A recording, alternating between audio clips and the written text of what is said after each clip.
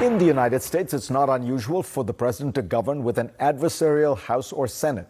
In France, on the other hand, a sitting president has not lost a parliamentary majority for over 3 decades.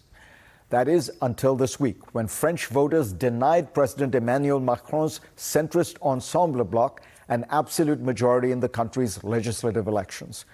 Macron will now have to govern through negotiation and compromise with both sides of the aisle. Marine Le Pen's far-right National Rally Party scored a historic success in this election, and on the left, Jean-Luc Mélenchon's new coalition gained ground as well. So why is this happening? And just who are these voters embracing the extremes? Sophie Pedder joins me from Paris, where she is the bureau chief for The Economist. Sophie Pedder, pleasure to have you on. It's good to join you, Fareed. Tell us what this means. What's the broader significance? Is this one more case of incumbency being unpopular, of people railing against the establishment in times that seem turbulent with inflation and war and all that kind of thing?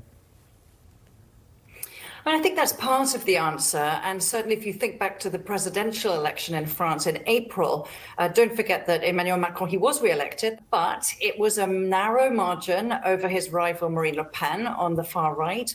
And the fact that she got a better score this time than when he beat her in 2017 already tells you that there's a sense of sort of anti-establishment anger still out there in France.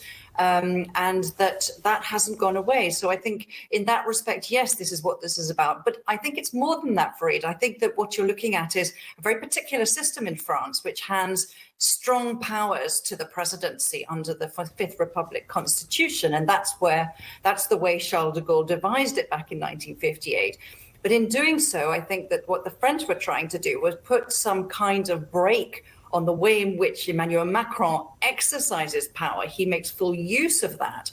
And I think what the French are trying to do by handing him a parliament in which it's fragmented, there are extremes on the left and on the right, they're trying to curb the way he exercises power and force him in some ways to govern differently, to take a more inclusive approach to government. The most surprising result, to me at least, was the dramatic surge in Marine Le Pen's, the far-right, the nationalist vote. It's up dramatically even from 2017. Did anyone predict that, and what do you think that's about? No, I mean, the polls didn't predict that at all. It's extraordinary. She's got 89 deputies, and you could see them coming into Parliament this week. It's an 11-fold increase on 2017. And actually, it's the highest that her party has ever held in Parliament. She has done a lot to try and kind of clean up her party's act. She has tried to make it more moderate. She has, in a way, I think there's been a sort of normalization of some of the more kind of xenophobic, anti-immigrant discourse in France. But she's also moderated that a little bit with a program that has been really focused on cost of living issues.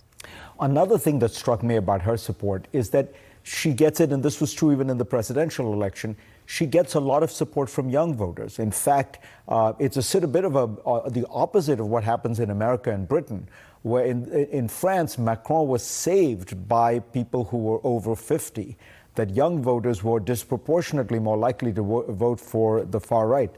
What explains that, do you think?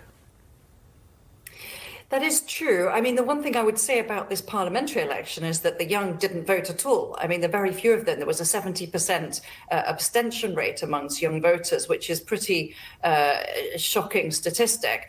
That said, of those who did vote, yes, the young voted for Marine Le Pen. I mean, part of that is, I think, that she has exactly the sort of shift in her program. I'm not convinced that this is an anti-immigration vote. I think it's because they see her as someone who, she had promised, for example, that anyone under the age of 30 wouldn't pay income tax. I mean, she has been she's been very careful to look after the sort of social side of the worries that young voters have.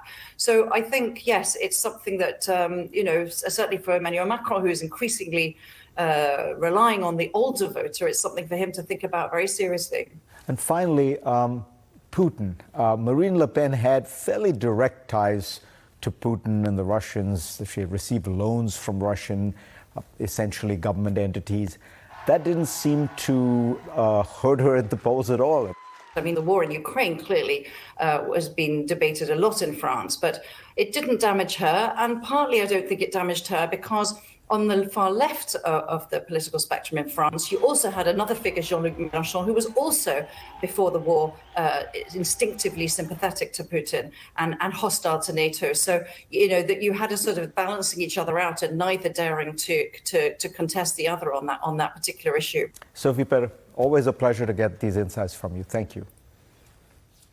Thank you very much indeed.